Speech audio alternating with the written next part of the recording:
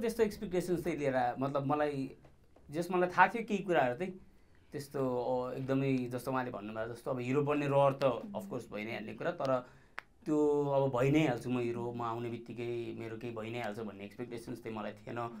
तर मैले एकदम रियालिटीमा डिफरेन्स पाएको र त्यो रियालिटी चेक भएको जस्तो कुरा चाहिँ के भन्दाखेरि जस्तो आउँदाखेरि चाहिँ के लाग्थ्यो भन्दाखेरि मैले मेरो क्राफ्टलाई सिकेँ भने, मैले एक्टिङलाई सिकेँ भने म ट्यालेन्टेड भयो भने त अफकोर्स ट्यालेन्टेड भयो भने त म डिजर्भिङ भयो भने त मैले त्यो ठाउँ पाउँछु होला भन्ने, तर त्यो चाहिँ हुँदैन रहेछ इन्डस्ट्रीमा भन्ने कुरा।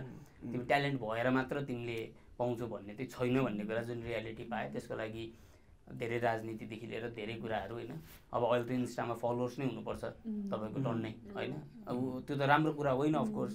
तपाईँ एक्टिङमा दामी हुनुहुन्छ, तपाईँको इन्स्टामा 400 जना मात्र फलोवर्स छ भने इन्डस्ट्रीको मान्छेले लिँदैन। त्यो रियालिटी चेक चाहिँ त्यतिसम्म चाहिँ हुन्छ जस्तो मलाई लाग्थेन।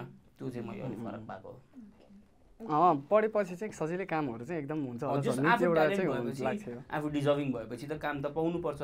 कम्पिटिसन त अफकोर्स त्यहाँ छँदैछ, तर त्यो कम्पिटिसनको त्यो यताउति त्यो सब नाटक हो भन्ने कुरा चाहिँ अब त्यो चाहिँ थाहा पाएँ। Sunday at Everest.